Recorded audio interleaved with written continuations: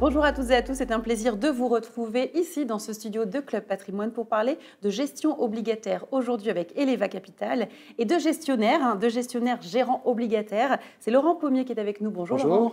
Et à vos côtés, Arthur Cusin. Bonjour. Bonjour. Alors Laurent, avant de parler de cette gestion obligataire en détail, j'aimerais que vous nous rappeliez un petit peu les activités de Eleva. Oui, alors tout d'abord, Eleva Capital, c'est une société de gestion d'actifs indépendante. Alors je le dis parce qu'il n'y en a plus beaucoup. Qui a été créée il y a 10 ans par Eric Bendaran. Alors, elle a bâti son succès sur les actions européennes, notamment le fonds Eleva Absolute Return European. Elle a maintenant 13 milliards d'euros sous gestion, donc elle a connu quand même une croissance assez notable de ses actifs. Je dirais qu'on se démarque des autres sociétés par la génération de performances régulières basées sur les convictions.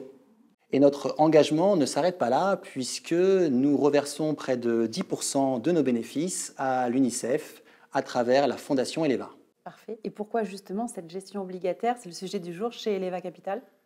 Alors je dirais qu'il aurait été dommage de ne pas le faire déjà, puisque le choix d'étendre la gestion sur les obligations, c'est aussi profiter d'un savoir-faire déjà présent dans l'entreprise sur la sélection des valeurs européennes, des petites comme des grandes entreprises d'ailleurs. Du côté de l'analyse macroéconomique, elle est aussi facilitée pour nous puisqu'on a un outil propriétaire chez Eleva qui s'appelle l'Eleva Capital Index. Alors, elle a fait ses preuves sur les actions et sur nos fonds obligataires. Nous aussi, on interprète les signaux afin d'adopter une posture plus ou moins défensive dans nos fonds pour profiter tout simplement des marchés quand ils sont porteurs, mais aussi pour amortir les baisses de marché. Et dans le cadre de ce développement, d'ailleurs, nous avons récemment recruté un nouveau gérant. Et justement, Arthur, pourquoi cette gestion obligataire offre aujourd'hui de très belles opportunités? Alors, plusieurs éléments de réponse. Premièrement, que les rendements du marché obligataire sont aujourd'hui attractifs. On peut par exemple trouver des rendements qui vont de 2 à 6% sur de la dette européenne, ce qui est intéressant par rapport à une inflation qui est, elle, repassée sous les 2% en zone euro.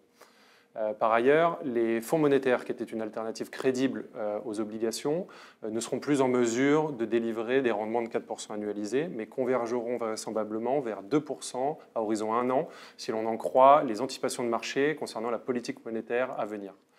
Et enfin, le contexte géopolitique et macroéconomique entraîne de forts mouvements de marché, source d'opportunités, qui favorise donc une gestion active plutôt que passive, mais aussi source de diversification pour une allocation patrimoniale.